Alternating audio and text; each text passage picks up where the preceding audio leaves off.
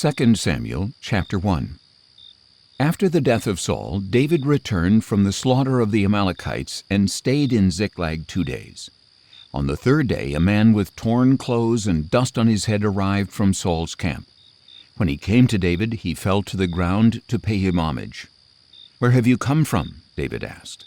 "I have escaped from the Israelite camp," he replied. "What was the outcome?" David asked. "Please tell me." "The troops fled from the battle," he replied. "Many of them fell and died, and Saul and his son Jonathan are also dead." Then David asked the young man who had brought him the report, "How do you know that Saul and his son Jonathan are dead?" "I happened to be on Mount Gilboa," he replied, "and there was Saul leaning on his spear, with the chariots and the cavalry closing in on him. When he turned around and saw me, he called out, and I answered, 'Here I am.' 'Who are you?' he asked. So I told him, 'I am an Amalekite.'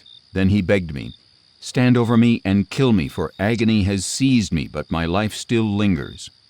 So I stood over him and killed him, because I knew that after he had fallen he could not survive. And I took the crown that was on his head and the band that was on his arm, and I have brought them here to my Lord." Then David took hold of his own clothes and tore them, and all the men who were with him did the same. They mourned and wept and fasted until evening for Saul and his son Jonathan, and for the people of the Lord and the house of Israel, because they had fallen by the sword. And David inquired of the young man who had brought him the report, "Where are you from?" "I am the son of a foreigner," he answered. "I am an Amalekite." So David asked him, "Why were you not afraid to lift your hand to destroy the Lord's anointed?" Then David summoned one of the young men and said, "Go, execute him." So the young man struck him down, and he died. For David had said to the Amalekite, "Your blood be on your own head, because your own mouth has testified against you, saying, 'I killed the Lord's anointed.'"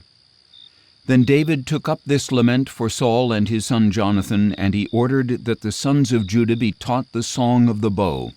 It is written in the book of Jashar. "Your glory, O Israel, lies slain on your heights. How the mighty have fallen! Tell it not in Gath. Proclaim it not in the streets of Ashkelon, lest the daughters of the Philistines rejoice and the daughters of the uncircumcised exult. O mountains of Gilboa, may you have no dew or rain, no fields yielding offerings of grain. For there the shield of the mighty was defiled, the shield of Saul no longer anointed with oil. From the blood of the slain, from the fat of the mighty, the bow of Jonathan did not retreat, and the sword of Saul did not return empty. Saul and Jonathan, beloved and delightful in life, were not divided in death. They were swifter than eagles, they were stronger than lions. O daughters of Israel, weep for Saul, who clothed you in scarlet and luxury, who decked your garments with ornaments of gold. How the mighty have fallen in the thick of battle! Jonathan lies slain on your heights. I grieve for you, Jonathan, my brother. You were delightful to me. Your love to me was extraordinary, surpassing the love of women. How the mighty have fallen, and the weapons of war have perished." 2 Samuel chapter 2. Some time later David inquired of the Lord, "Should I go up to one of the towns of Judah?" "Go up," the Lord answered. Then David asked, "Where should I go?" "To Hebron," replied the Lord. So David went there with his 2 wives, Ahinoam of Jezreel and Abigail, the widow of Nabal of Carmel. David also took the men who were with him, each with his household, and they settled in the towns near Hebron.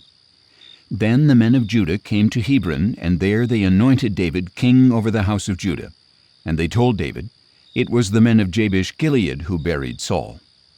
So David sent messengers to the men of Jabesh-Gilead to tell them, "The Lord bless you, because you showed this kindness to Saul your lord when you buried him. Now may the Lord show you loving devotion and faithfulness, and I will also show you the same favor because you have done this. Now then, be strong and courageous, for though Saul your lord is dead, the house of Judah has anointed me as their king." Meanwhile Abner, son of Ner, the commander of Saul's army, took Saul's son Ishbosheth, moved him to Mahanaim, and made him king over Gilead, Asher, Jezreel, Ephraim, and Benjamin, over all Israel. Saul's son Ishbosheth was 40 years old when he began to reign over Israel, and he reigned for 2 years. The house of Judah, however, followed David, and the length of time that David was king in Hebron over the house of Judah was 7 years and 6 months. One day Abner son of Ner and the servants of Ishbosheth son of Saul marched out from Mahanaim to Gibeon. So Joab son of Zeruiah, along with the servants of David, marched out and met them by the pool of Gibeon, and the two camps took up positions on opposite sides of the pool. Then Abner said to Joab, "Let us have the young men get up and compete before us." "Let them get up," Joab replied. So they got up and were counted off, 12 for Benjamin and Ishbosheth son of Saul, and 12 for David. Then each man grabbed his opponent by the head and thrust his sword into his opponent's side, and they all fell together.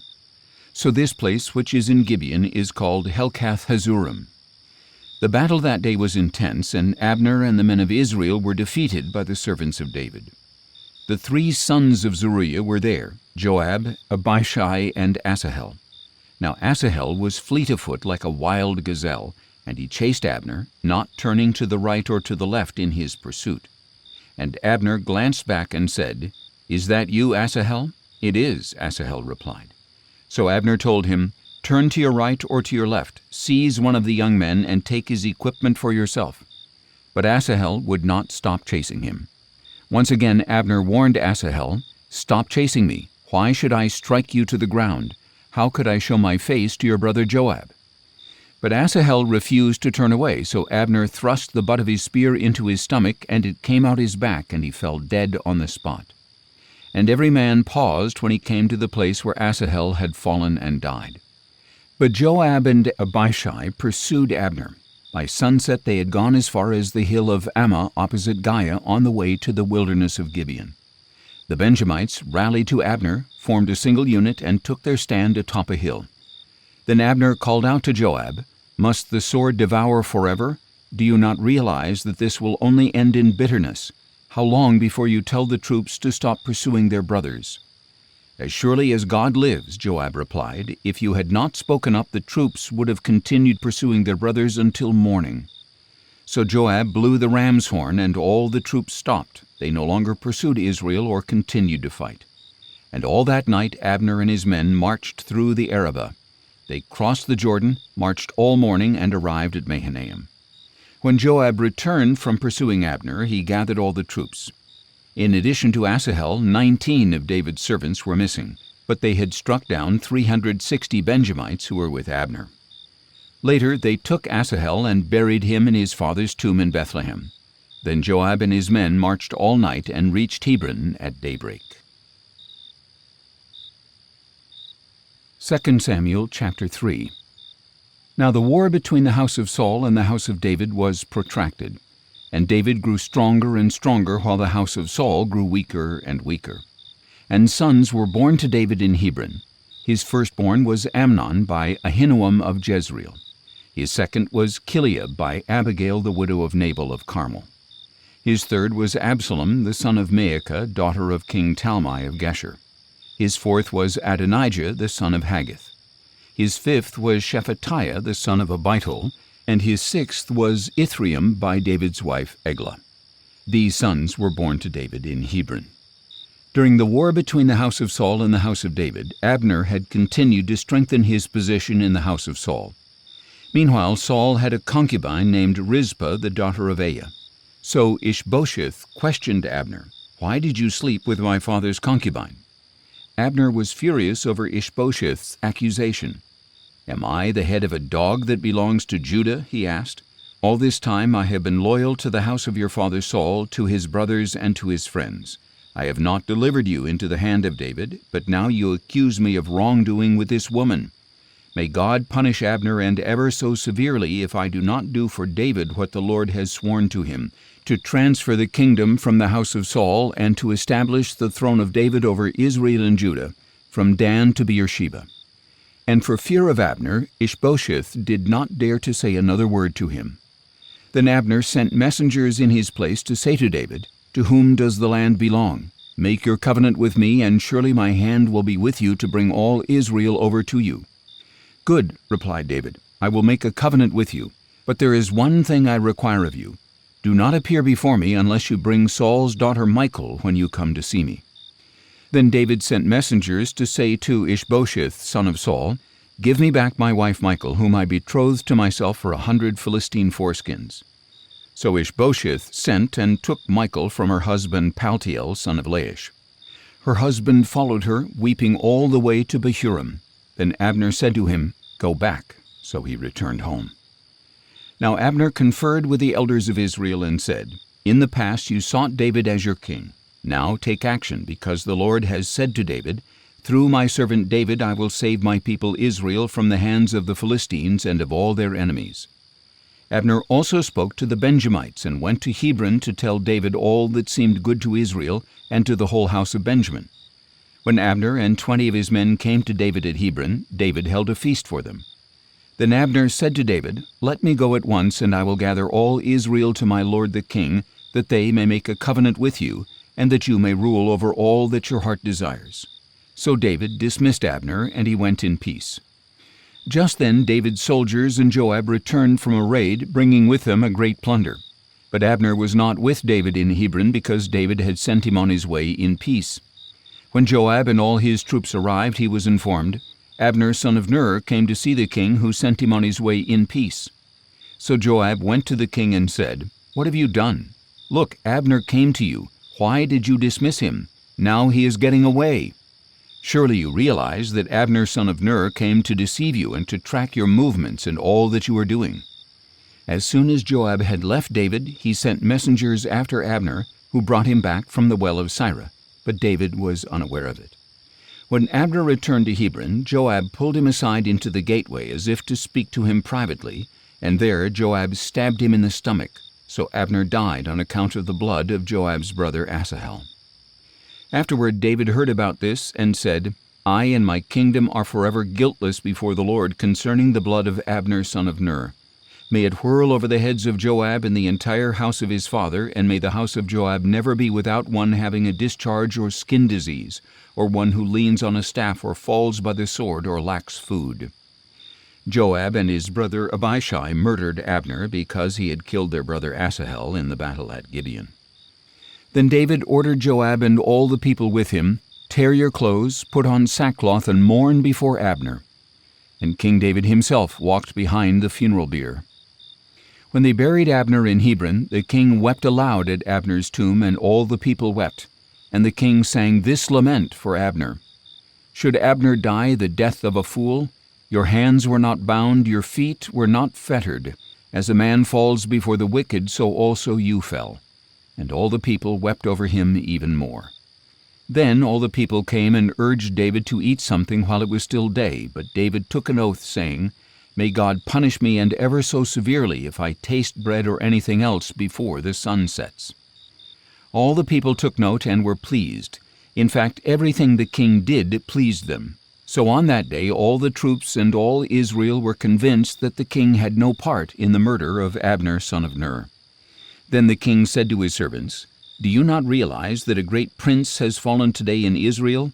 And I am weak this day, though anointed as king. And these men, the sons of Zeruiah, are too fierce for me. May the Lord repay the evildoer according to his evil."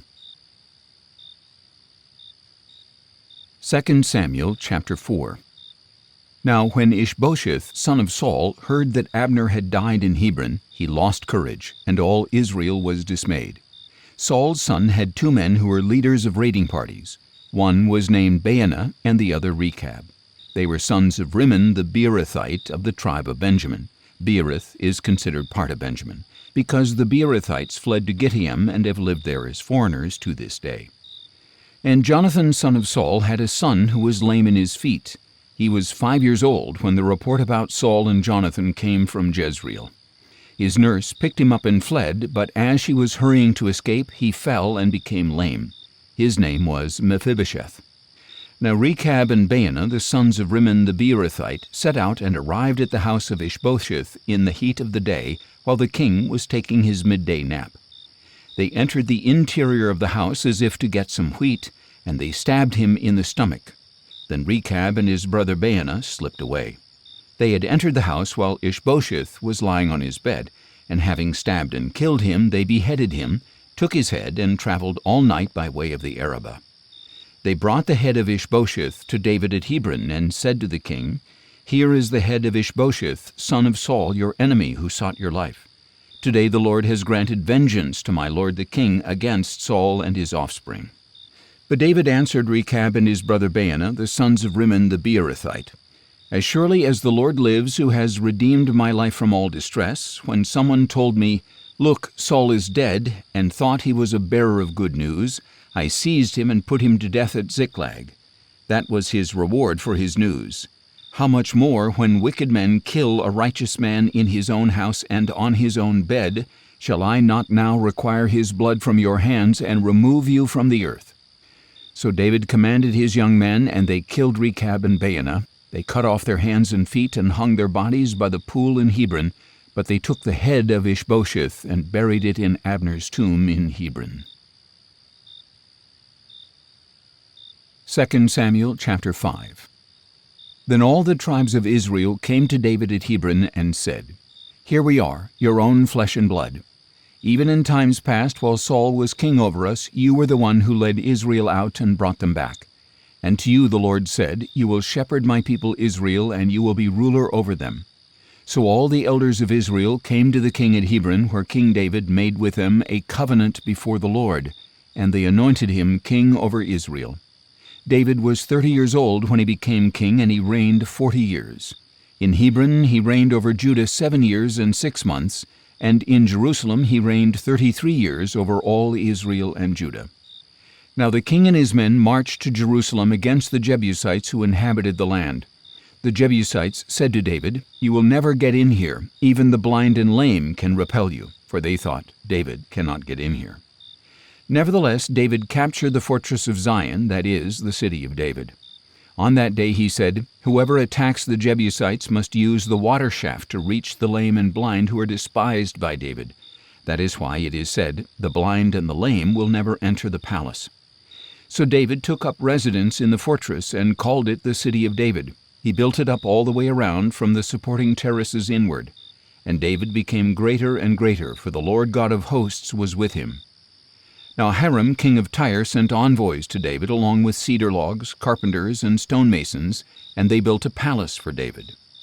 And David realized that the Lord had established him as king over Israel and had exalted his kingdom for the sake of his people Israel. After he had arrived from Hebron, David took more concubines and wives from Jerusalem, and more sons and daughters were born to him. These are the names of the children born to him in Jerusalem: Shemuah, Shobab, Nathan, Solomon, Ibhar, Elishua, Nepheg, Japhiah, Elishama, Eliada, and Eliphalet. When the Philistines heard that David had been anointed king over Israel, they all went in search of him. But David learned of this and went down to the stronghold. Now the Philistines had come and spread out in the valley of Rephaim. So David inquired of the Lord, "Should I go up against the Philistines? Will you deliver them into my hand?" "Go," replied the Lord, "for I will surely deliver the Philistines into your hand." So David went to Baal-perazim, where he defeated the Philistines, and said, "Like a bursting flood the Lord has burst out against my enemies before me." So he called that place Baal-perazim. There the Philistines abandoned their idols, and David and his men carried them away. Once again the Philistines came up and spread out in the valley of Rephaim. So David inquired of the Lord, who answered, "Do not march straight up, but circle around behind them and attack them in front of the balsam trees. As soon as you hear the sound of marching in the tops of the balsam trees, move quickly, because this will mean that the Lord has marched out before you to strike the camp of the Philistines." So David did as the Lord had commanded him, and he struck down the Philistines all the way from Gibeon to Gezer. 2 Samuel chapter 6. David again assembled the chosen men of Israel, 30,000 in all. And he and all his troops set out for Baali of Judah, to bring up from there the ark of God, which is called by the name of the Lord of hosts, who is enthroned between the cherubim that are on it. They set the ark of God on a new cart, and brought it from the house of Abinadab, which was on the hill.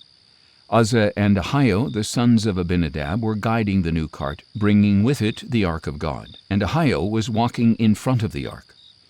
David and all the house of Israel were celebrating before the Lord with all kinds of wood instruments, harps, stringed instruments, tambourines, sistrums, and cymbals.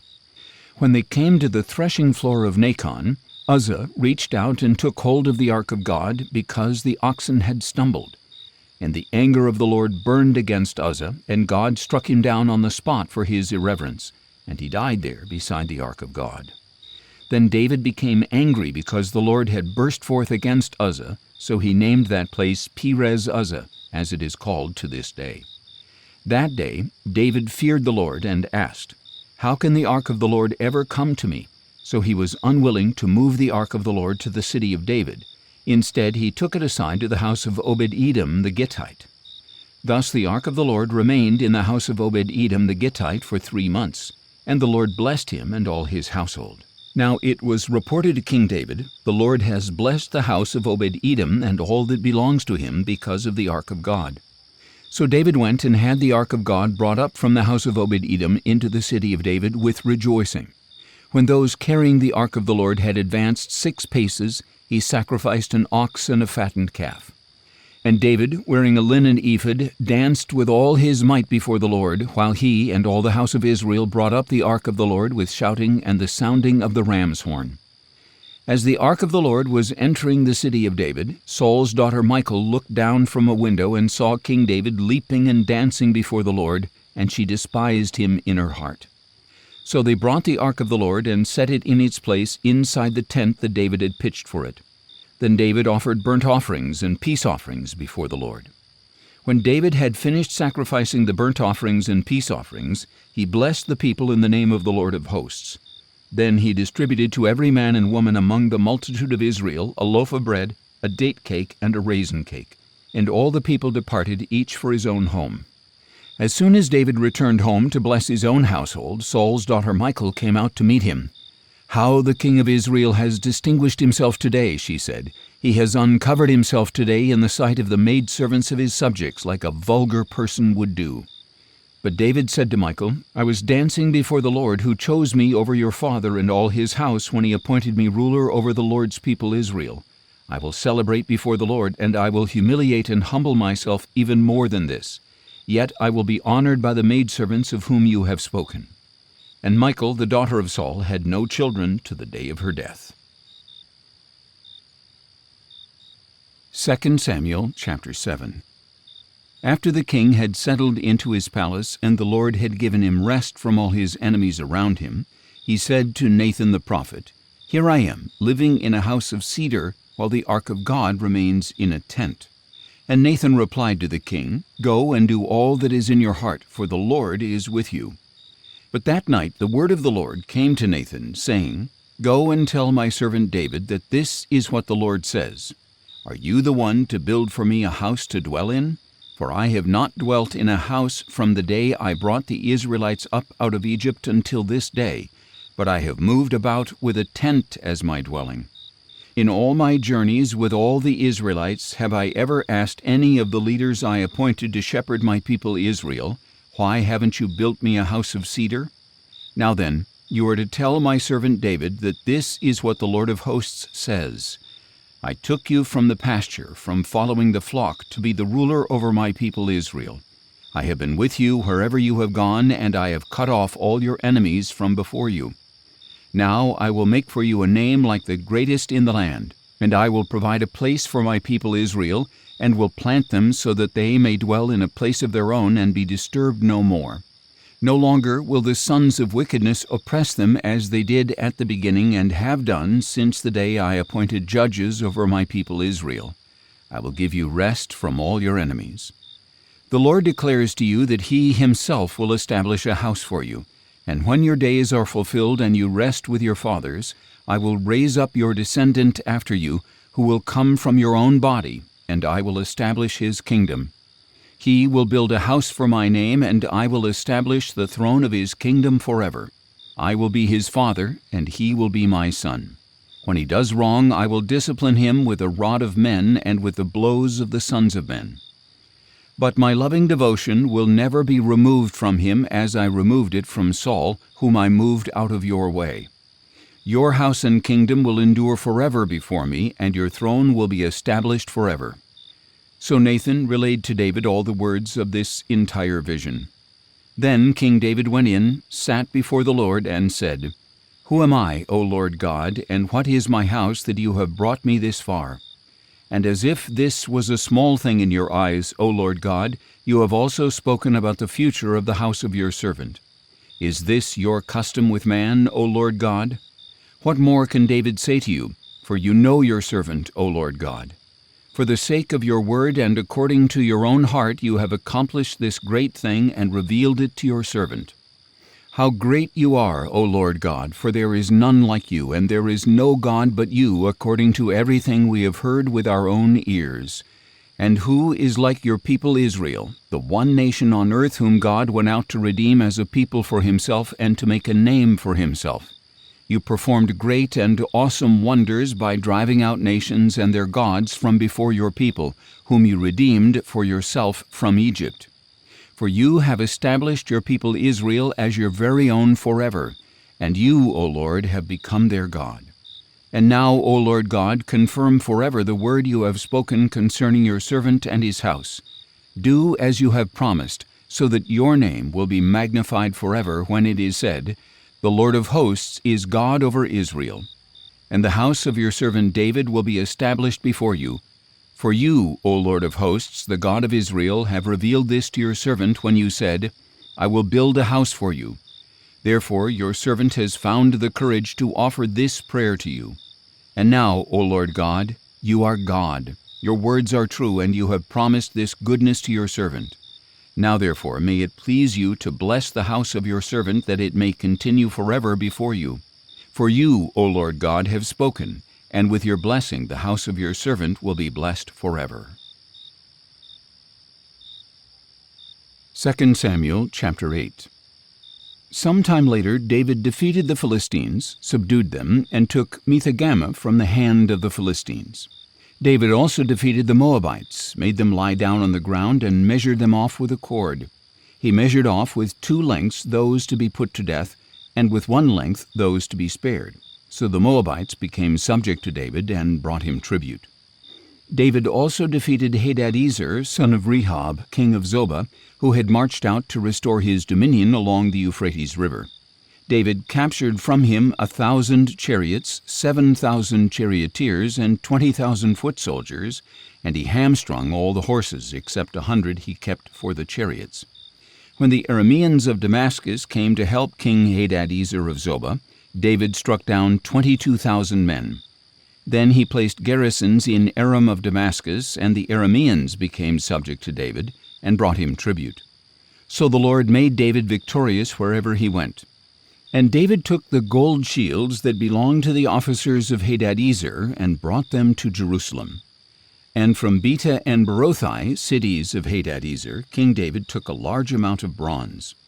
When King Toi of Hamath heard that David had defeated the entire army of Hadadezer, he sent his son Joram to greet King David and bless him for fighting and defeating Hadadezer, who had been at war with Toi.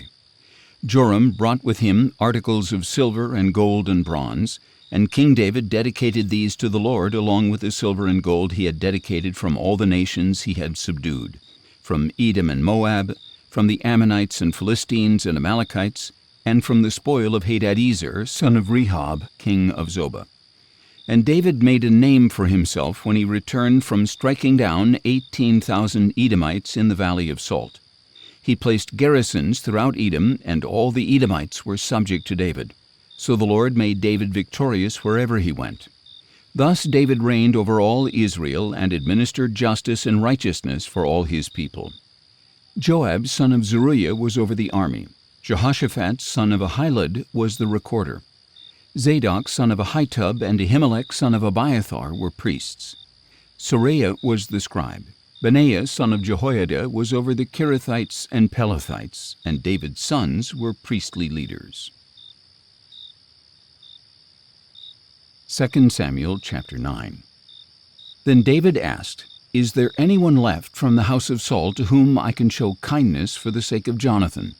And there was a servant of Saul's family named Ziba. They summoned him to David, and the king inquired, "Are you Ziba?" "I am your servant," he replied. So the king asked, "Is there anyone left of Saul's family to whom I can show the kindness of God?" Ziba answered, "There is still Jonathan's son who is lame in both feet." "Where is he?" replied the king. And Ziba said, "Indeed, he is in Lo-debar at the house of Machir, son of Ammiel." So King David had him brought from the house of Machir, son of Ammiel, in Lo-debar.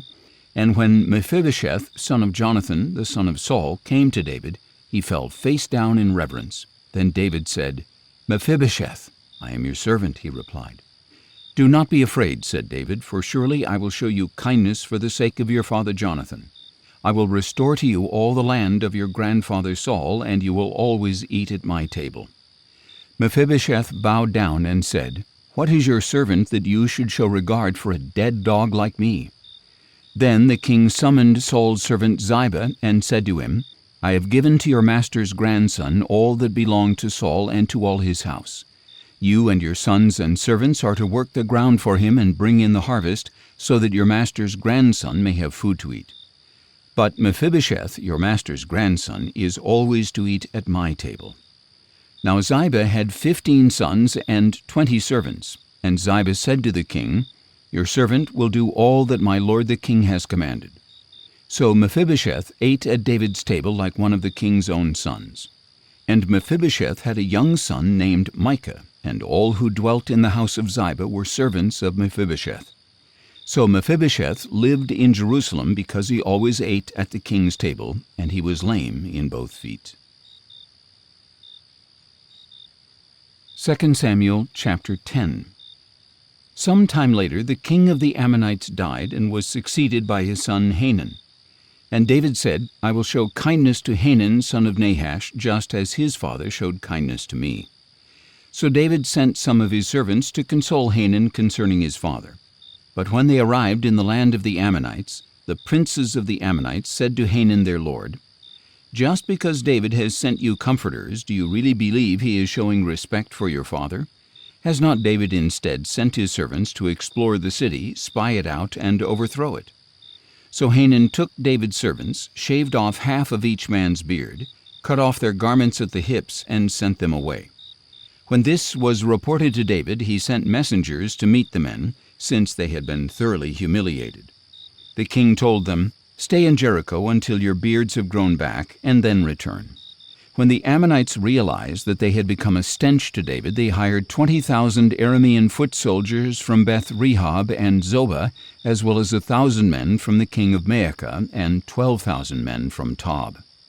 On hearing this, David sent Joab and the entire army of mighty men. The Ammonites marched out and arrayed themselves for battle at the entrance of the city gate, while the Arameans of Zobah and Rehob and the men of Tob and Maacah were by themselves in the open country. When Joab saw the battle lines before him and behind him, he selected some of the best men of Israel and arrayed them against the Arameans. And he placed the rest of the forces under the command of his brother Abishai, who arrayed them against the Ammonites. "If the Arameans are too strong for me," said Joab, "then you will come to my rescue. And if the Ammonites are too strong for you, then I will come to your rescue. Be strong and let us fight bravely for our people and for the cities of our God. May the Lord do what is good in his sight." So Joab and his troops advanced to fight the Arameans, who fled before him. When the Ammonites saw that the Arameans had fled, they too fled before Abishai, and they entered the city. So Joab returned from fighting against the Ammonites and came to Jerusalem. When the Arameans saw that they had been defeated by Israel, they regrouped.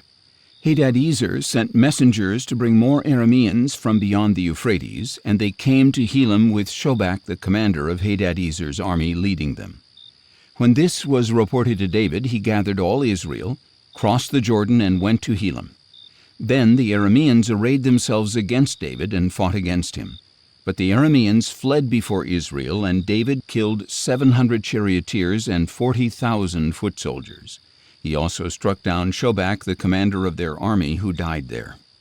When all the kings who were subject to Hadadezer saw that they had been defeated by Israel, they made peace with Israel and became subject to them. So the Arameans were afraid to help the Ammonites anymore. 2 Samuel chapter 11. In the spring, at the time when kings march out to war, David sent out Joab and his servants with the whole army of Israel. They destroyed the Ammonites and besieged Rabbah, but David remained in Jerusalem. One evening David got up from his bed and strolled around on the roof of the palace. And from the roof he saw a woman bathing, a very beautiful woman. So David sent and inquired about the woman, and he was told, "This is Bathsheba, the daughter of Eliam, and the wife of Uriah the Hittite." Then David sent messengers to get her, and when she came to him, he slept with her. Now she had just purified herself from her uncleanness. Then she returned home. And the woman conceived and sent word to David, saying, "I am pregnant." At this David sent orders to Joab, "Send me Uriah the Hittite." So Joab sent him to David.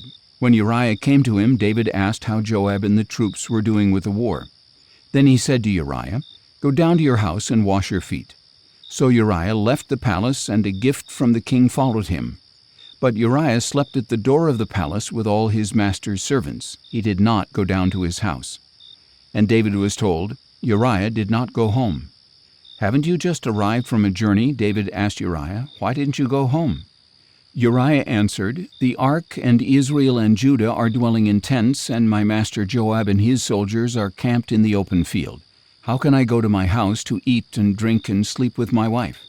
As surely as you live and as your soul lives, I will not do such a thing."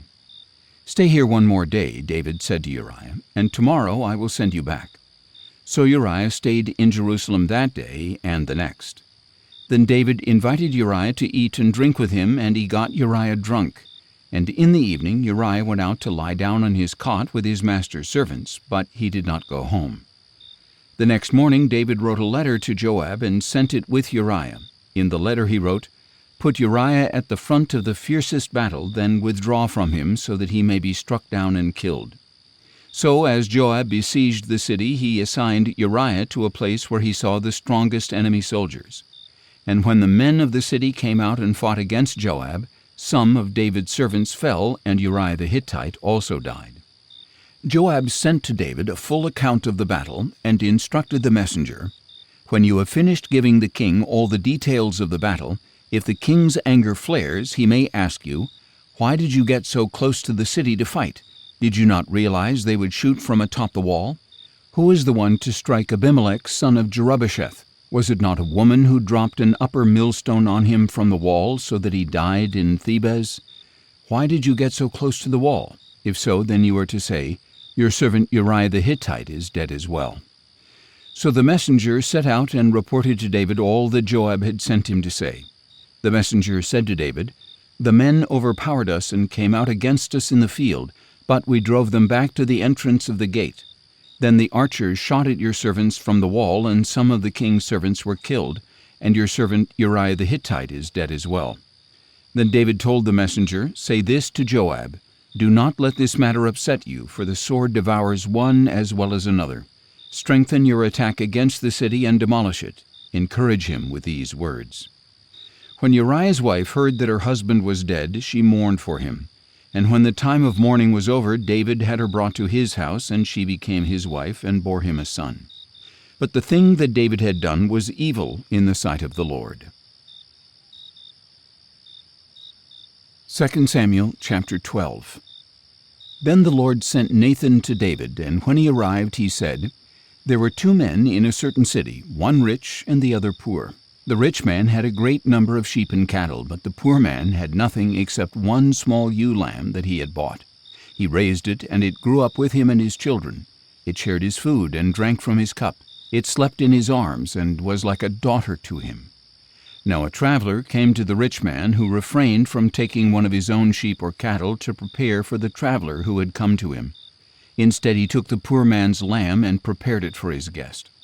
David burned with anger against the man and said to Nathan, "As surely as the Lord lives, the man who did this deserves to die. Because he has done this thing and has shown no pity, he must pay for the lamb 4 times over." Then Nathan said to David, "You are that man. This is what the Lord, the God of Israel, says. I anointed you king over Israel, and I delivered you from the hand of Saul. I gave your master's house to you and your master's wives into your arms. I gave you the house of Israel and Judah, and if that was not enough, I would have given you even more. Why then have you despised the command of the Lord by doing evil in his sight? You put Uriah the Hittite to the sword and took his wife as your own, for you have slain him with the sword of the Ammonites. Now therefore the sword will never depart from your house, because you have despised me and have taken the wife of Uriah the Hittite to be your own. This is what the Lord says, I will raise up adversity against you from your own house. Before your very eyes I will take your wives and give them to another, and he will lie with them in broad daylight. You have acted in secret, but I will do this thing in broad daylight before all Israel. Then David said to Nathan, I have sinned against the Lord. The Lord has taken away your sin, Nathan replied. You will not die. Nevertheless, because by this deed you have shown utter contempt for the word of the Lord, the son born to you will surely die. After Nathan had gone home, the Lord struck the child that Uriah's wife had borne to David, and he became ill. David pleaded with God for the boy. He fasted and went into his house and spent the night lying in sackcloth on the ground. The elders of his household stood beside him to help him up from the ground, but he was unwilling and would not eat anything with them. On the 7th day the child died. But David's servants were afraid to tell him that the child was dead, for they said, Look, while the child was alive, we spoke to him, and he would not listen to us. So how can we tell him the child is dead? He may even harm himself. When David saw that his servants were whispering to one another, he perceived that the child was dead. So he asked his servants, Is the child dead? He is dead, they replied. Then David got up from the ground, washed and anointed himself, changed his clothes, and went into the house of the Lord and worshipped. Then he went to his own house, and at his request they set food before him, and he ate. What is this you have done? His servants asked. While the child was alive, you fasted and wept, but when he died, you got up and ate. David answered, While the child was alive, I fasted and wept, for I said, Who knows, the Lord may be gracious to me and let him live. But now that he is dead, why should I fast? Can I bring him back again? I will go to him, but he will not return to me. Then David comforted his wife Bathsheba, and he went to her and lay with her. So she gave birth to a son, and they named him Solomon. Now the Lord loved the child and sent word through Nathan the prophet to name him Jedediah, because the Lord loved him. Meanwhile Joab fought against Rabbah of the Ammonites and captured the royal fortress. Then Joab sent messengers to David to say, I have fought against Rabbah and have captured the water supply of the city. Now therefore assemble the rest of the troops, lay siege to the city, and capture it. Otherwise I will capture the city, and it will be named after me. So David assembled all the troops and went to Rabbah, and he fought against it and captured it. Then he took the crown from the head of their king. It weighed a talent of gold and was set with precious stones, and it was placed on David's head. And David took a great amount of plunder from the city. David brought out the people who were there and put them to work with saws, iron picks, and axes, and he made them work at the brick kilns. He did the same to all the Ammonite cities. Then David and all his troops returned to Jerusalem. 2 Samuel chapter 13. After some time, David's son Amnon fell in love with Tamar, the beautiful sister of David's son Absalom. Amnon was sick with frustration over his sister Tamar, for she was a virgin, and it seemed implausible for him to do anything to her. Now Amnon had a friend named Jonadab, the son of David's brother Shimeah. Jonadab was a very shrewd man, so he asked Amnon, Why are you, the son of the king, so depressed morning after morning? Won't you tell me? Amnon replied, I am in love with Tamar, my brother Absalom's sister. Jonadab told him, Lie down on your bed and pretend you are ill. When your father comes to see you, say to him, Please let my sister Tamar come and give me something to eat. Let her prepare it in my sight so I may watch her and eat it from her hand. So Amnon lay down and feigned illness. When the king came to see him, Amnon said, Please let my sister Tamar come and make a couple of cakes in my sight so that I may eat from her hand. Then David sent word to Tamar at the palace, Please go to the house of Amnon your brother and prepare a meal for him. So Tamar went to the house of her brother Amnon, who was lying down. She took some dough, kneaded it, made cakes in his sight, and baked them. Then she brought the pan and set it down before him, but he refused to eat. "Send everyone away," said Amnon, and everyone went out. Then Amnon said to Tamar, "Bring the food into the bedroom so that I may eat it from your hand." Tamar took the cakes she had made and went to her brother Amnon's bedroom. And when she had brought them to him to eat, he took hold of her and said, "Come, lie with me, my sister." "No, my brother," she cried, "do not humiliate me, for such a thing should never be done in Israel. Do not do this disgraceful thing. Where could I ever take my shame? And you would be like one of the fools in Israel. Please speak to the king, for he will not withhold me from you." But Amnon refused to listen to her, and being stronger, he violated her and lay with her. Then Amnon hated Tamar with such intensity that his hatred was greater than the love he previously had. "Get up," he said to her, "be gone." "No," she replied, "sending me away is worse than this great wrong you have already done to me." But he refused to listen to her. Instead, he called to his attendant and said, "Throw this woman out and bolt the door behind her." So Amnon's attendant threw her out and bolted the door behind her. Now Tamar was wearing a robe of many colors, because this is what the king's virgin daughters wore. And Tamar put ashes on her head and tore her robe. And putting her hand on her head, she went away, crying bitterly. Her brother Absalom said to her, "Has your brother Amnon been with you? Be quiet for now, my sister. He is your brother. Do not take this thing to heart." So Tamar lived as a desolate woman in the house of her brother Absalom. When King David heard all this, he was furious.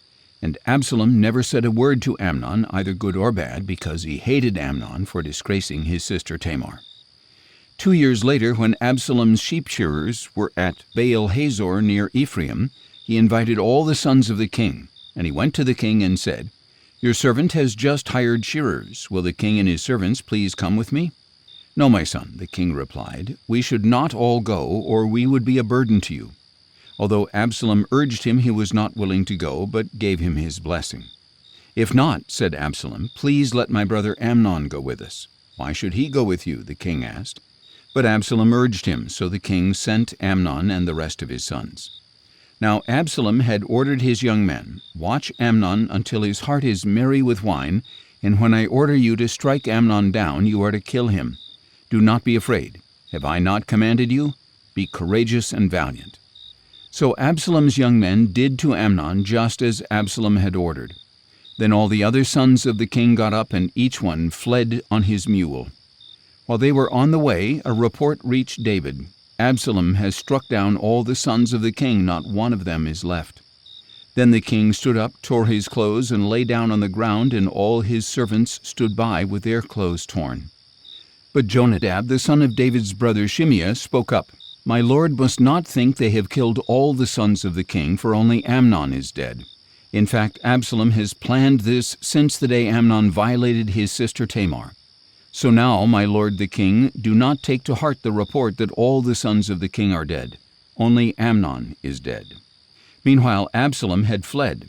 When the young man standing watch looked up, he saw many people coming down the road west of him, along the side of the hill. And the watchman went and reported to the king, "I see men coming from the direction of Horonaim along the side of the hill." So Jonadab said to the king, "Look, the sons of the king have arrived. It is just as your servant said." And as he finished speaking, the sons of the king came in, wailing loudly. Then the king and all his servants also wept very bitterly. Now Absalom fled and went to Talmai, son of Ammihud, the king of Geshur. But David mourned for his son every day. After Absalom had fled and gone to Geshur, he stayed there 3 years. And King David longed to go to Absalom, for he had been consoled over Amnon's death. 2 Samuel chapter 14. Now Joab, son of Zeruiah, perceived that the king's heart longed for Absalom. So Joab sent to Tekoa to bring a wise woman from there. He told her, "Please pretend to be a mourner. Put on clothes for mourning, and do not anoint yourself with oil. Act like a woman who has mourned for the dead a long time. Then go to the king and speak these words to him." And Joab put the words in her mouth. When the woman from Tekoa went to the king, she fell face down in homage and said, "Help me, O king." "What troubles you?" the king asked her. "Indeed," she said, "I am a widow, for my husband is dead. And your maidservant had 2 sons who were fighting in the field with no one to separate them, and one struck the other and killed him. Now the whole clan has risen up against your maidservant and said, Hand over the one who struck down his brother, that we may put him to death for the life of the brother whom he killed. Then we will cut off the heir as well. So they would extinguish my one remaining ember by not preserving my husband's name or posterity on the earth. Go home, the king said to the woman, and I will give orders on your behalf. But the woman of Tekoa said to the king, My lord the king, may any blame be on me and on my father's house, and may the king and his throne be guiltless. If anyone speaks to you, said the king, bring him to me, and he will not trouble you again. Please, she replied, may the king invoke the Lord your God to prevent the avenger of blood from increasing the devastation, so that my son may not be destroyed. As surely as the Lord lives, he vowed, not a hair of your son's head will fall to the ground. Then the woman said, Please, may your servant speak a word to my lord the king? Speak, he replied. The woman asked, Why have you devised a thing like this against the people of God? When the king says this, does he not convict himself, since he has not brought back his own banished son? For surely we will die and be like water poured out on the ground, which cannot be recovered. Yet God does not take away a life, but he devises ways that the banished one may not be cast out from him. Now therefore, I have come to present this matter to my lord the king, because the people have made me afraid. Your servant thought, I will speak to the king. Perhaps he will grant the request of his maidservant. For the king will hear and deliver his maidservant from the hand of the man who would cut off both me and my son from God's inheritance. And now your servant says, May the word of my lord the king bring me rest, for my lord the king is able to discern good and evil, just like the angel of God. May the Lord your God be with you. Then the king said to the woman, I am going to ask you something, do not conceal it from me. Let my lord the king speak, she replied. So the king asked, Is the hand of Joab behind all this? The woman answered, As surely as you live, my lord the king, no one can turn to the right or to the left from anything that my lord the king says. Yes, your servant Joab is the one who gave me orders. He told your maidservant exactly what to say. Joab your servant has done this to bring about this change of affairs, but my lord has wisdom like the wisdom of the angel of God to know everything that happens in the land. Then the king said to Joab, I hereby grant this request. Go bring back the young man Absalom. Joab fell face down in homage and blessed the king. Today, said Joab, your servant knows that he has found favor with you, my lord the king, because the king has granted his request. So Joab got up, went to Geshur, and brought Absalom to Jerusalem. But the king added, He may return to his house, but he must not see my face. So Absalom returned to his own house, but he did not see the king. Now there was not a man in all Israel as handsome and highly praised as Absalom. From the sole of his foot to the top of his head he did not have a single flaw. And when he cut the hair of his head, he shaved it every year because his hair got so heavy, he would weigh it out to be 200 shekels according to the royal standard. 3 sons were born to Absalom, and a daughter named Tamar, who was a beautiful woman. Now Absalom lived in Jerusalem 2 years without seeing the face of the king. Then he sent for Joab to send him to the king, but Joab refused to come to him. So Absalom sent a second time, but Joab still would not come. Then Absalom said to his servants, Look, Joab's field is next to mine, and he has barley there. Go and set it on fire. And Absalom's servants set the field on fire. Then Joab came to Absalom's house and demanded, Why did your servants set my field on fire? Look, said Absalom, I sent for you and said, Come here, I want to send you to the king to ask, Why have I come back from Geshur? It would be better for me if I were still there. So now let me see the king's face, and if there is iniquity in me, let him kill me. So Joab went and told the king, and David summoned Absalom, who came to him and bowed face down before him. Then the king kissed Absalom. 2 Samuel chapter 15. Some time later, Absalom provided for himself a chariot with horses and 50 men to run ahead of him. He would get up early and stand beside the road leading to the city gate. Whenever anyone had a grievance to bring before the king for a decision, Absalom would call out and ask, "What city are you from?" And if he replied, "Your servant is from one of the tribes of Israel," Absalom would say, "Look, your claims are good and right, but the king has no deputy to hear you." And he would add, "If only someone would appoint me judge in the land, then everyone with a grievance or dispute could come to me, and I would give him justice."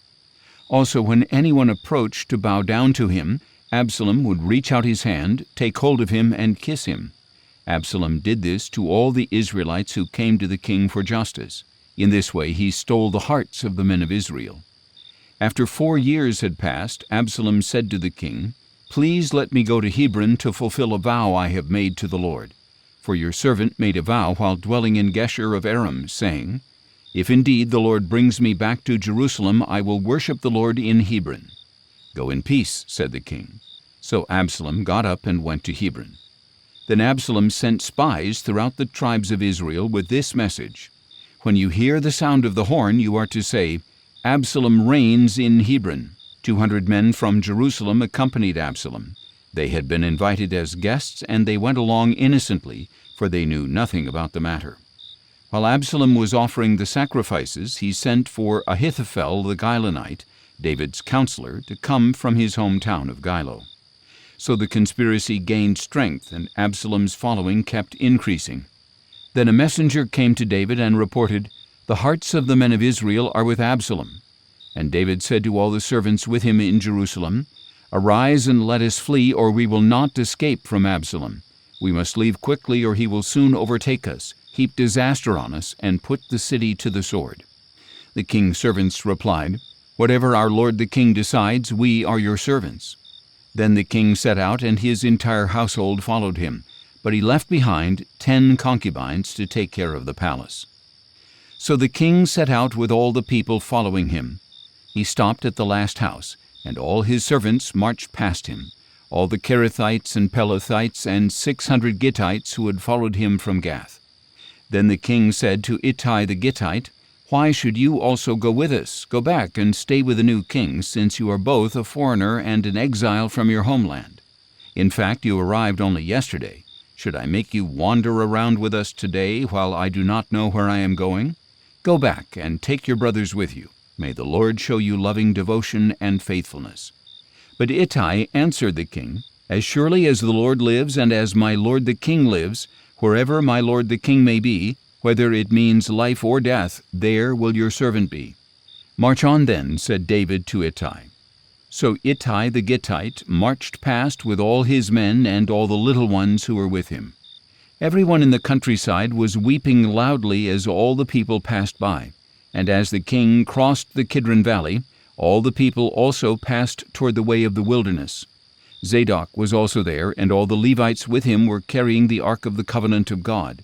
And they set down the ark of God, and Abiathar offered sacrifices until the people had passed out of the city. Then the king said to Zadok, "Return the ark of God to the city. If I find favor in the eyes of the Lord, he will bring me back and let me see both it and his dwelling place again. But if he should say, 'I do not delight in you,' then here I am. Let him do to me whatever seems good to him." The king also said to Zadok the priest, "Are you not a seer? Return to the city in peace, you with your son Ahimaaz, and Abiathar with his son Jonathan. See, I will wait at the fords of the wilderness until word comes from you to inform me." So Zadok and Abiathar returned the ark of God to Jerusalem and stayed there. But David continued up the Mount of Olives, weeping as he went up. His head was covered, and he was walking barefoot, and all the people with him covered their heads and went up, weeping as they went. Now someone told David, "Ahithophel is among the conspirators with Absalom." So David pleaded, "O Lord, please turn the counsel of Ahithophel into foolishness." When David came to the summit, where he used to worship God, Hushai the Archite was there to meet him with his robe torn and dust on his head. David said to him, "If you go on with me, you will be a burden to me, but you can thwart the counsel of Ahithophel for me if you return to the city and say to Absalom, 'I will be your servant, my king. In the past I was your father's servant, but now I will be your servant.' Will not Zadok and Abiathar the priests be there with you? Report to them everything you hear from the king's palace. Indeed, their 2 sons, Ahimaaz, son of Zadok, and Jonathan, son of Abiathar, are there with them. Send them to me with everything you hear." So David's friend Hushai arrived in Jerusalem just as Absalom was entering the city. 2 Samuel chapter 16. When David had gone a little beyond the summit, Ziba, the servant of Mephibosheth, was there to meet him. He had a pair of saddled donkeys loaded with 200 loaves of bread, 100 clusters of raisins, 100 summer fruits, and a skin of wine. "Why do you have these?" asked the king. Ziba replied, "The donkeys are for the king's household to ride, the bread and summer fruit are for the young men to eat, and the wine is to refresh those who become exhausted in the wilderness." "Where is your master's grandson?" asked the king. And Ziba answered, "Indeed, he is staying in Jerusalem, for he has said, 'Today the house of Israel will restore to me the kingdom of my grandfather.'" So the king said to Ziba, "All that belongs to Mephibosheth is now yours." "I humbly bow before you," said Ziba. "May I find favor in your eyes, my lord the king." As King David approached Bahurim, a man from the family of the house of Saul was just coming out. His name was Shimei, son of Gera, and as he approached he kept yelling out curses. He threw stones at David and at all the servants of the king, though the troops and all the mighty men were on David's right and left. And as he yelled curses, Shimei said, get out, you worthless man of bloodshed. The Lord has paid you back for all the blood of the house of Saul, in whose place you have reigned, and the Lord has delivered the kingdom into the hand of your son Absalom. See, you have come to ruin because you are a man of bloodshed." Then Abishai, son of Zeruiah, said to the king, "Why should this dead dog curse my lord the king? Let me go over and cut off his head." But the king replied, "What have I to do with you, O sons of Zeruiah? If he curses me because the Lord told him, 'Curse David,' who can ask, 'Why did you do this?'" Then David said to Abishai and to all his servants, "Behold, my own son, my own flesh and blood, seeks my life. How much more then this Benjamite? Leave him alone, and let him curse me, for the Lord has told him so. Perhaps the Lord will see my affliction and repay me with good for the cursing I received today." So David and his men proceeded along the road as Shimei went along the ridge of the hill opposite him. As Shimei went, he yelled curses, threw stones, and flung dust at David. Finally, the king and all the people with him arrived, exhausted, and there he refreshed himself. Then Absalom and all the men of Israel came to Jerusalem, and Ahithophel was with him. And David's friend Hushai the Archite went to Absalom and said to him, "Long live the king! Long live the king!" "Is this the loyalty you show your friend?" Absalom replied. "Why did you not go with your friend?" "Not at all," Hushai answered. "For the one chosen by the Lord, by the people, and by all the men of Israel, his I will be, and with him I will remain. Furthermore, whom should I serve if not the Son? As I served in your father's presence, so also I will serve in yours." Then Absalom said to Ahithophel, "Give me counsel. What should we do?"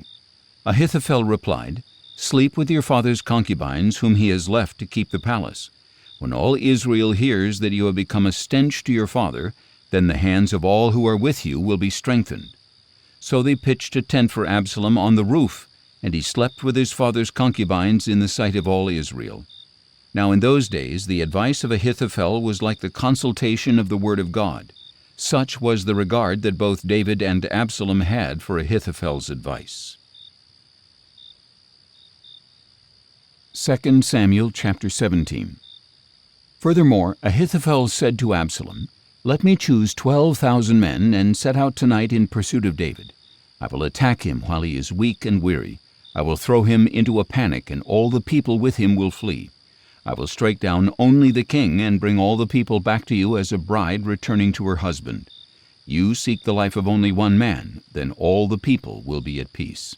This proposal seemed good to Absalom and all the elders of Israel. Then Absalom said, "Summon Hushai the Archite as well, and let us hear what he too has to say." So Hushai came to Absalom, who told him, "Ahithophel has spoken this proposal. Should we carry it out? If not, what do you say?" Hushai replied, "This time the advice of Ahithophel is not sound."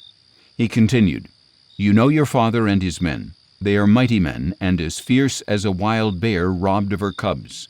Moreover, your father is a man of war who will not spend the night with the troops. Surely by now he is hiding in a cave or some other location. If some of your troops fall first, whoever hears of it will say, 'There has been a slaughter among the troops who follow Absalom.' Then even the most valiant soldier with the heart of a lion will melt with fear, because all Israel knows that your father is a mighty man who has valiant men with him. Instead, I advise that all Israel from Dan to Beersheba, a multitude like the sand on the seashore, be gathered to you, and that you yourself lead them into battle. Then we will attack David wherever we find him, and we will descend on him like dew on the ground. And of all the men with him, not even one will remain. If he retreats to a city, all Israel will bring ropes to that city, and we will drag it down to the valley until not even a pebble can be found." Then Absalom and all the men of Israel said, "The advice of Hushai the Archite is better than that of Ahithophel," for the Lord had purposed to thwart the good counsel of Ahithophel in order to bring disaster on Absalom. So Hushai told Zadok and Abiathar, the priests, "This is what Ahithophel has advised Absalom and the elders of Israel, and this is what I have advised. Now send quickly and tell David, 'Do not spend the night at the fords of the wilderness, but be sure to cross over. Otherwise the king and all the people with him will be swallowed up.'" Now Jonathan and Ahimaaz were staying at En-Rogel, where a servant girl would come and pass along information to them. They in turn would go and inform King David, for they dared not be seen entering the city. But a young man did see them and told Absalom. So the two left quickly and came to the house of a man in Bahurim. He had a well in his courtyard, and they climbed down into it. Then the man's wife took a covering and spread it over the mouth of the well, scattering grain over it so nobody would know a thing. When Absalom's servants came to the woman at the house, they asked, "Where are Ahimaaz and Jonathan?" "They have crossed over the brook," she replied. The men searched, but did not find them, so they returned to Jerusalem. After the men had gone, Ahimaaz and Jonathan climbed up out of the well and went to inform King David, saying, "Get up and cross over the river at once, for Ahithophel has given this advice against you." So David and all the people with him got up and crossed the Jordan. By daybreak there was no one left who had not crossed the Jordan. When Ahithophel saw that his advice had not been followed, he saddled his donkey and set out for his house in his hometown. He put his affairs in order and hanged himself. So he died and was buried in his father's tomb.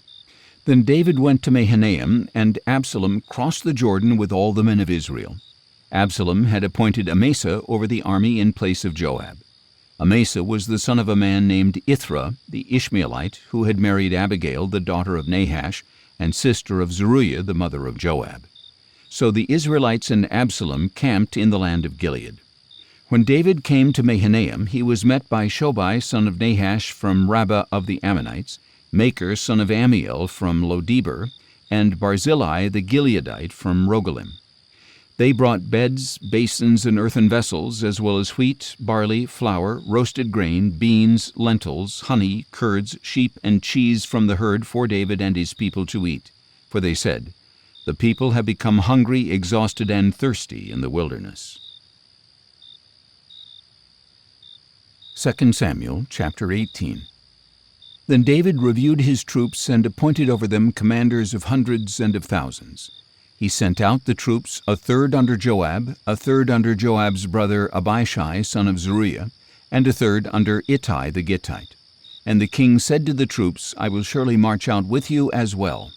But the people pleaded, "You must not go out, for if we have to flee, they will pay no attention to us. Even if half of us die, they will not care. But you are worth 10,000 of us. It is better for now if you support us from the city." "I will do whatever seems best to you," the king replied. So he stood beside the gate while all the troops marched out by hundreds and by thousands. Now the king had commanded Joab, Abishai, and Ittai, "Treat the young man Absalom gently for my sake." And all the people heard the king's orders to each of the commanders regarding Absalom. So David's army marched into the field to engage Israel in the battle which took place in the forest of Ephraim. There the people of Israel were defeated by David's servants, and the slaughter was great that day, 20,000 men. The battle spread over the whole countryside, and that day the forest devoured more people than the sword. Now Absalom was riding on his mule when he met the servants of David, and as the mule went under the thick branches of a large oak, Absalom's head was caught fast in the tree. The mule under him kept going, so that he was suspended in midair. When one of the men saw this, he told Joab, "I just saw Absalom hanging in an oak tree." "You just saw him?" Joab exclaimed. "Why did you not strike him to the ground right there? I would have given you 10 shekels of silver and a warrior's belt." The man replied, "Even if 1,000 shekels of silver were weighed out into my hands, I would not raise my hand against the son of the king. For we heard the king command you and Abishai and Ittai, 'Protect the young man Absalom for my sake.' If I had jeopardized my own life, and nothing is hidden from the king, you would have abandoned me." But Joab declared, "I am not going to wait like this with you." And he took 3 spears in his hand and thrust them through the heart of Absalom while he was still alive in the oak tree. And 10 young men who carried Joab's armor surrounded Absalom, struck him, and killed him. Then Joab blew the ram's horn, and the troops broke off their pursuit of Israel because Joab had restrained them. They took Absalom, cast him into a large pit in the forest, and piled a huge mound of stones over him. Meanwhile, all the Israelites fled, each to his home. During his lifetime, Absalom had set up for himself a pillar in the king's valley, for he had said, "I have no son to preserve the memory of my name." So he gave the pillar his name, and to this day it is called Absalom's monument. Then Ahimaaz, son of Zadok, said, "Please let me run and tell the king the good news that the Lord has avenged him of his enemies." But Joab replied, "You are not the man to take good news today.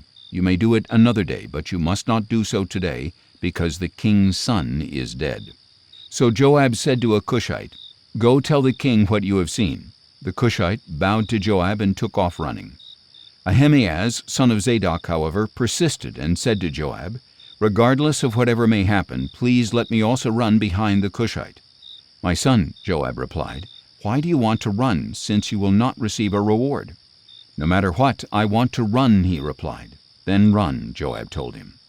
So Ahimaaz ran by way of the plain and outran the Cushite. Now David was sitting between the 2 gates when the watchman went up to the roof of the gateway by the wall, looked out, and saw a man running alone. So he called out and told the king. "If he is alone," the king replied, "he bears good news." As the first runner drew near, the watchman saw another man running, and he called out to the gatekeeper, "Look, another man is running alone." "This one also brings good news," said the king. The watchman said, "The first man appears to me to be running like Ahimaaz, son of Zadok." "This is a good man," said the king. "He comes with good news." Then Ahimaaz called out to the king, "All is well," and he bowed face down before the king. He continued, "Blessed be the Lord your God. He has delivered up the men who raised their hands against my lord the king."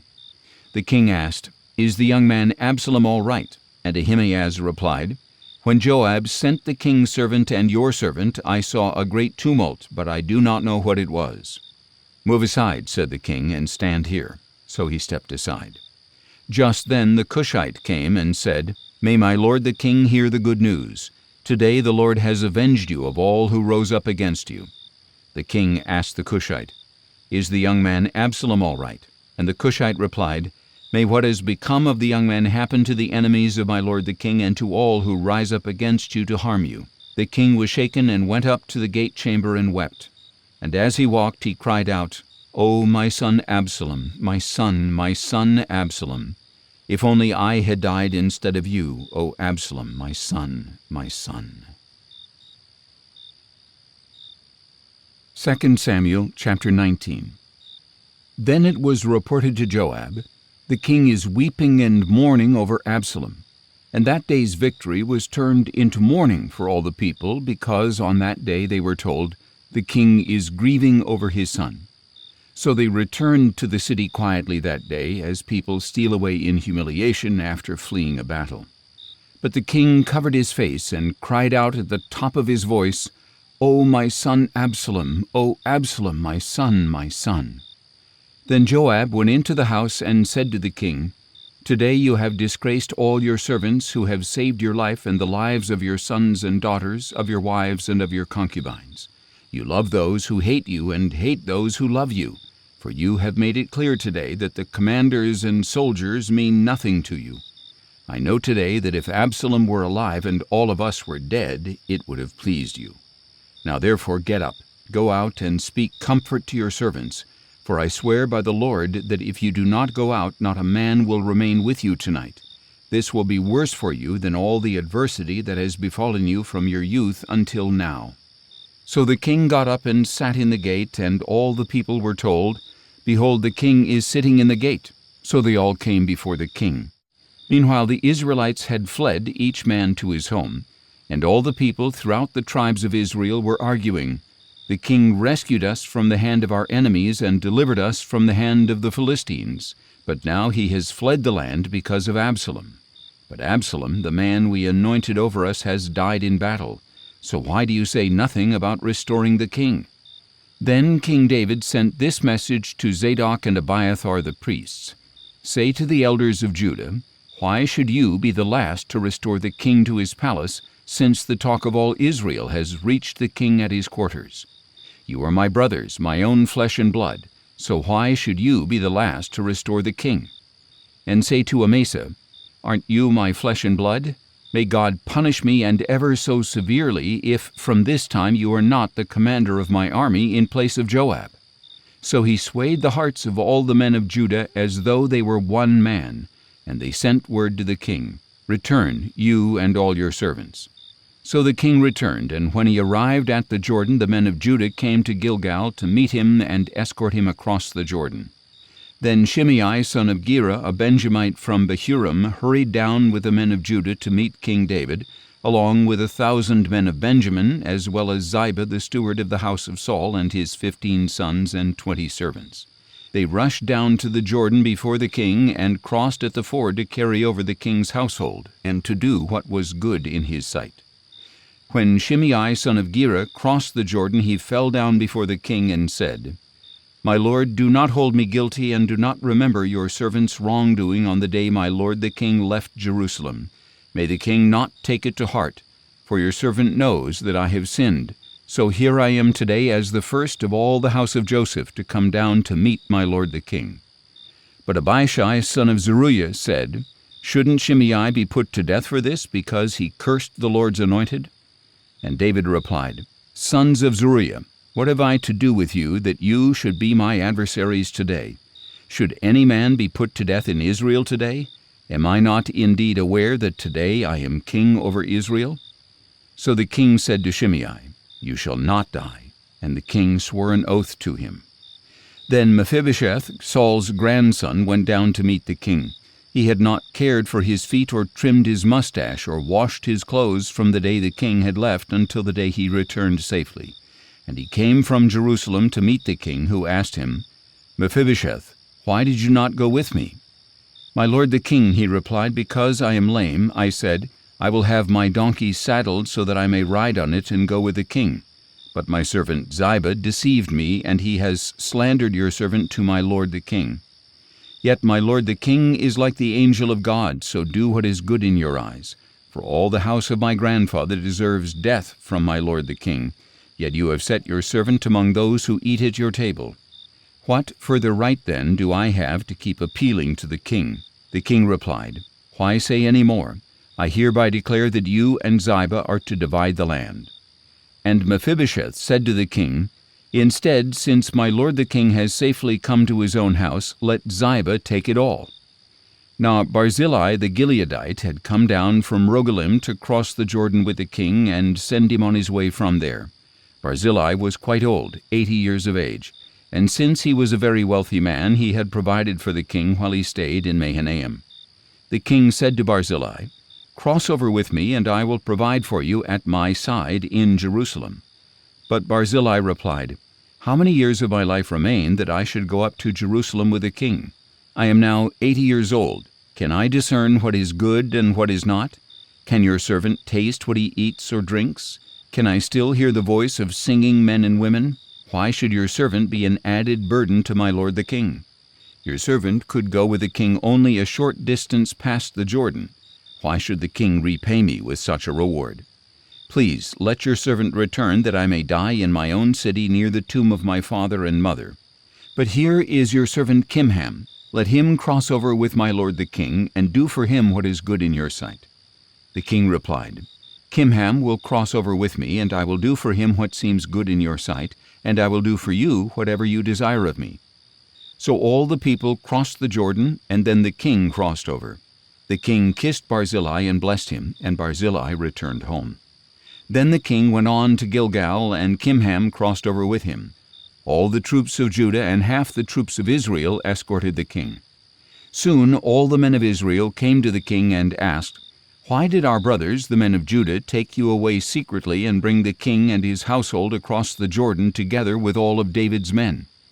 And all the men of Judah replied to the men of Israel, "We did this because the king is our relative. Why does this anger you? Have we ever eaten at the king's expense or received anything for ourselves?" "We have 10 shares in the king," answered the men of Israel, "so we have more claim to David than you. Why then do you despise us? Were we not the first to speak of restoring our king?" But the men of Judah pressed even harder than the men of Israel. 2 Samuel chapter 20. Now a worthless man named Sheba, son of Bichri, a Benjamite, happened to be there, and he blew the ram's horn and shouted, "We have no share in David, no inheritance in Jesse's son. Every man to his tent, O Israel." So all the men of Israel deserted David to follow Sheba, son of Bichri. But the men of Judah stayed by their king all the way from the Jordan to Jerusalem. When David returned to his palace in Jerusalem, he took the 10 concubines he had left to care for the palace, and he placed them in a house under guard. He provided for them, but he no longer slept with them. They were confined until the day of their death, living as widows. Then the king said to Amasa, "Summon the men of Judah to come to me within 3 days, and be here yourself." So Amasa went to summon Judah, but he took longer than the time allotted him. And David said to Abishai, "Now Sheba the son of Bichri will do us more harm than Absalom. Take your lord's servants and pursue him, or he will find fortified cities and delude us." So Joab's men, along with the Kerethites, the Pelethites, and all the mighty men, marched out of Jerusalem in pursuit of Sheba son of Bichri. And while they were at the great stone in Gibeon, Amasa joined them. Now Joab was dressed in military attire with a dagger strapped to his belt, and as he stepped forward he slipped the dagger from its sheath. "Are you well, my brother?" Joab asked Amasa, and with his right hand Joab grabbed Amasa by the beard to kiss him. Amasa was not on guard against the dagger in Joab's hand, and Joab stabbed him in the stomach and spilled out his intestines on the ground. And Joab did not need to strike him again, for Amasa was dead. Then Joab and his brother Abishai pursued Sheba son of Bichri.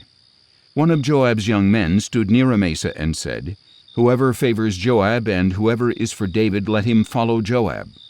But Amasa wallowed in his blood in the middle of the road, and when the man saw that all the troops were stopping there, he dragged the body off the road into a field and threw a garment over it. As soon as Amasa's body was removed from the road, all the men went on with Joab to pursue Sheba son of Bichri. Sheba passed through all the tribes of Israel to Abel-Beth-Maachah, and through the entire region of the Berites, who gathered together and followed him. And Joab's troops came and besieged Sheba in Abel-Beth-Maachah, and built a siege ramp against the outer rampart of the city. As all the troops with Joab were battering the wall to topple it, a wise woman called out from the city, "Listen, listen, please tell Joab to come here so that I may speak with him." When he had come near to her, the woman asked, "Are you Joab?" "I am," he replied. "Listen to the words of your servant," she said. "I am listening," he answered. Then the woman said, "Long ago they used to say, 'Seek counsel at Abel,' and that is how disputes were settled. I am among the peaceable and faithful in Israel, but you are trying to destroy a city that is a mother in Israel. Why would you swallow up the Lord's inheritance?" "Far be it," Joab declared. "Far be it from me to swallow up or destroy. That is not the case. But a man named Sheba son of Bichri from the hill country of Ephraim has lifted up his hand against the king, against David. Deliver him alone, and I will depart from the city." "Look," the woman replied, "his head will be thrown to you over the wall." Then the woman went to all the people with her wise counsel, and they cut off the head of Sheba son of Bichri and threw it to Joab. So he blew the ram's horn, and his men dispersed from the city, each to his own home. and Joab returned to the king in Jerusalem. Now Joab was over the whole army of Israel. Benaiah son of Jehoiada was over the Kerethites and Pelethites. Adoram was in charge of the forced labor. Jehoshaphat son of Ahilud was the recorder. Sheva was the scribe. Zadok and Abiathar were priests, and Ira the Jairite was David's priest. 2 Samuel chapter 21. During the reign of David there was a famine for 3 successive years, and David sought the face of the Lord. And the Lord said, "It is because of the blood shed by Saul and his family, because he killed the Gibeonites." At this David summoned the Gibeonites and spoke to them. Now the Gibeonites were not Israelites, but a remnant of the Amorites. The Israelites had taken an oath concerning them, but in his zeal for Israel and Judah, Saul had sought to kill them. So David asked the Gibeonites, "What shall I do for you? How can I make amends, so that you may bless the inheritance of the Lord?" The Gibeonites said to him, "We need no silver or gold from Saul or his house, nor should you put to death anyone in Israel for us. Whatever you ask I will do for you," he replied. And they answered the king, "As for the man who consumed us and plotted against us to exterminate us from existing within any border of Israel, let 7 of his male descendants be delivered to us, so that we may hang them before the Lord at Gibeah of Saul, the chosen of the Lord." "I will give them to you," said the king. Now the king spared Mephibosheth, son of Jonathan, the son of Saul, because of the oath before the Lord between David and Jonathan, son of Saul. But the king took Armoni and Mephibosheth, the 2 sons whom Rizpah, daughter of Aiah, had borne to Saul, as well as the 5 sons whom Merab, daughter of Saul, had borne to Adriel, son of Barzillai, the Maholathite. And he delivered them into the hands of the Gibeonites, and they hanged them on the hill before the Lord. So all 7 of them fell together. They were put to death in the first days of the harvest, at the beginning of the barley harvest. And Rizpah, the daughter of Aiah, took sackcloth and spread it out for herself on a rock. From the beginning of the harvest until the rain from heaven poured down on the bodies, she did not allow the birds of the air to rest on them by day, nor the beasts of the field by night. When David was told what Saul's concubine Rizpah, daughter of Aiah, had done, he went and took the bones of Saul and his son Jonathan from the men of Jabesh-Gilead, who had stolen them from the public square of Bethshan, where the Philistines had hung the bodies after they had struck down Saul at Gilboa. So David had the bones of Saul and his son Jonathan brought from there, along with the bones of those who had been hanged. And they buried the bones of Saul and his son Jonathan in Zelah in the land of Benjamin, in the tomb of Saul's father Kish. After they had done everything the king had commanded, God answered their prayers for the land. Once again the Philistines waged war against Israel, and David and his servants went down and fought against the Philistines, but David became exhausted. Then Ishbi-Benob, a descendant of Rapha, whose bronze spear weighed 300 shekels, and who was bearing a new sword, resolved to kill David. But Abishai, son of Zeruiah, came to his aid, struck the Philistine, and killed him. Then David's men swore to him, "You must never again go out with us to battle, so that the lamp of Israel may not be extinguished." Some time later at Gob there was another battle with the Philistines. At that time Sibbecai the Hushathite killed Saph, one of the descendants of Rapha. Once again there was a battle with the Philistines at Gob, and Elhanan son of Jair the Bethlehemite killed the brother of Goliath the Gittite, the shaft of whose spear was like a weaver's beam. And there was still another battle at Gath, where there was a man of great stature with 6 fingers on each hand and 6 toes on each foot, 24 in all. He too was descended from Rapha. And when he taunted Israel, Jonathan, the son of David's brother Shimei, killed him. So these 4 descendants of Rapha in Gath fell at the hands of David and his servants. 2 Samuel chapter 22. And David sang this song to the Lord on the day the Lord had delivered him from the hand of all his enemies and from the hand of Saul. He said, "The Lord is my rock, my fortress, and my deliverer. My God is my rock in whom I take refuge, my shield and the horn of my salvation. My stronghold, my refuge, and my Savior, you save me from violence. I will call upon the Lord who is worthy to be praised, so shall I be saved from my enemies. For the waves of death engulfed me, the torrents of chaos overwhelmed me. The cords of Sheol entangled me, the snares of death confronted me. In my distress I called upon the Lord, I cried out to my God. And from his temple he heard my voice, and my cry for help reached his ears.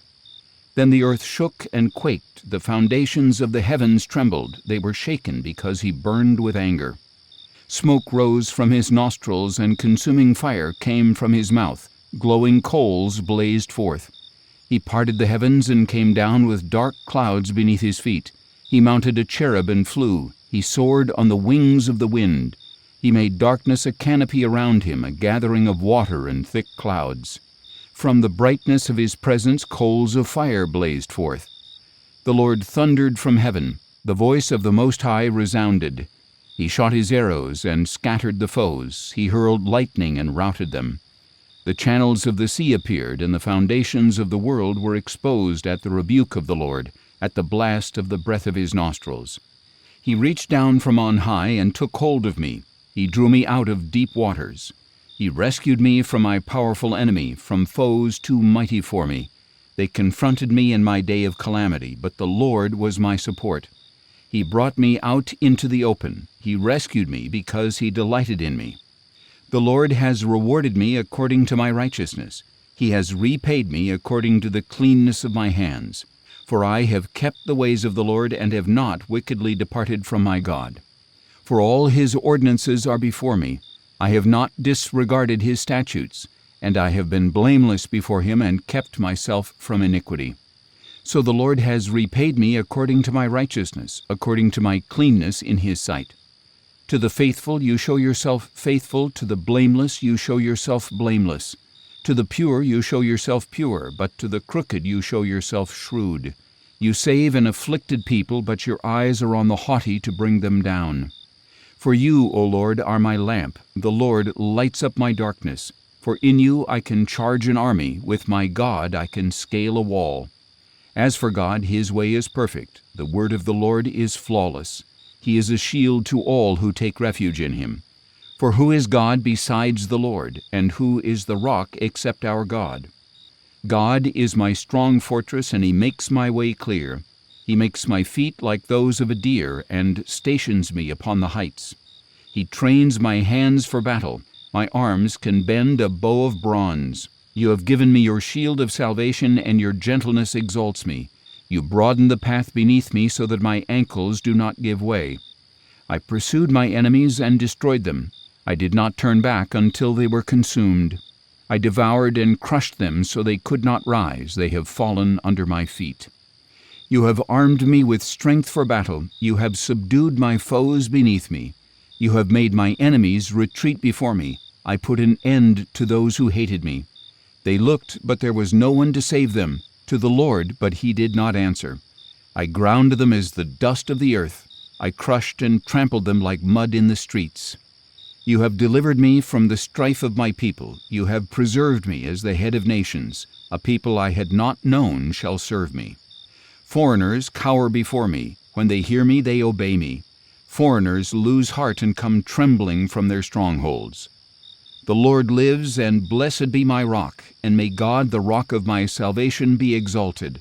The God who avenges me and brings down nations beneath me, who frees me from my enemies.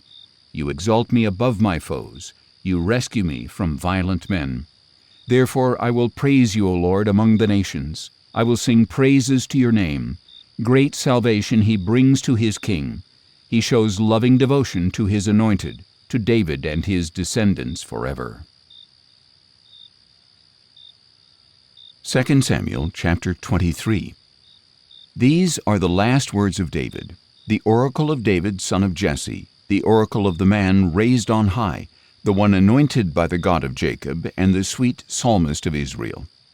The Spirit of the Lord spoke through me. His word was on my tongue. The God of Israel spoke. The Rock of Israel said to me, He who rules the people with justice, who rules in the fear of God, is like the light of the morning at sunrise of a cloudless dawn, the glistening after the rain on the sprouting grass of the earth. Is not my house right with God? For he has established with me an everlasting covenant, ordered and secured in every part. Will he not bring about my full salvation and my every desire? But the worthless are all like thorns raked aside, for they can never be gathered by hand. The man who touches them must be armed with iron or with a shaft of a spear. The fire burns them to ashes in the place where they lie. These are the names of David's mighty men. Josheb-Basshebeth the Tekemonite was chief of the three. He wielded his spear against 800 men whom he killed at one time. Next in command was Eleazar son of Dodo the Ahohite. As one of the three mighty men, he went with David to taunt the Philistines who had gathered for battle at Pasdammim. The men of Israel retreated, but Eleazar stood his ground and struck the Philistines until his hand grew weary and stuck to his sword. The Lord brought about a great victory that day. Then the troops returned to him, but only to plunder the dead. And after him was Shammah son of Agi the Hararite. When the Philistines had banded together near a field full of lentils, Israel's troops fled from them. But Shammah took his stand in the middle of the field, defended it, and struck down the Philistines. So the Lord brought about a great victory.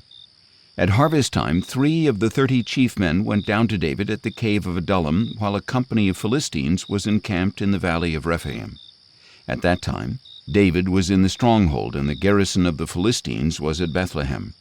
David longed for water and said, "Oh, that someone would get me a drink of water from the well near the gate of Bethlehem." So the 3 mighty men broke through the Philistine camp, drew water from the well near the gate of Bethlehem, and brought it back to David. But he refused to drink it. Instead he poured it out to the Lord, saying, "Far be it from me, O Lord, to do this. Is this not the blood of the men who risked their lives?" So he refused to drink it. Such were the exploits of the 3 mighty men. Now Abishai, the brother of Joab and son of Zeruiah, was chief of the 3, and he lifted his spear against 300 men, killed them, and won a name along with the 3. Was he not more honored than the 3? And he became their commander, even though he was not included among the 3. And Benaiah, son of Jehoiada, was a man of valor from Kabzeel, a man of many exploits. He struck down 2 champions of Moab, and on a snowy day he went down into a pit and killed a lion. He also killed an Egyptian, a huge man. Although the Egyptian had a spear in his hand, Benaiah went up against him with a club, snatched the spear from his hand, and killed the Egyptian with his own spear. These were the exploits of Benaiah, son of Jehoiada, who won a name alongside the 3 mighty men. He was most honored among the 30, but he did not become one of the 3, and David appointed him over his guard. Now these were members of the 30, Asahel the brother of Joab, Elhanan son of Dodo of Bethlehem, Shammah the Haradite, Elika the Haradite, Helez the Paltite, Ira son of Ikish the Tekoite, Abiezer the Anathothite, Mabunai the Hushathite, Zalmon the Ahohite, Meharai the Netophathite, Heled son of Baanah the Netophathite, Ittai son of Ribai from Gibeah of the Benjamites, Benaiah the Pirathonite, Hiddai from the brooks of Gaash, Abi-Albon the Arbathite, Asmaveth the Barhumite, Eliabah the Shaalbonite, the sons of Jashan, Jonathan son of Shammah the Hararite, Ahilam the son of Sherar the Hararite, Eliphalet son of Ahasbai the Maacathite, Eliam son of Ahithophel the Gilonite, Hezro the Carmelite, Pearai the Arbite, Igal son of Nathan of Zobah, Bani the Gadite, Zelik the Ammonite, Naharai the Beerothite, the armor-bearer of Joab son of Zeruiah, Ira the Ithrite, Gareb the Ithrite, and Uriah the Hittite. There were 37 in all. 2 Samuel chapter 24.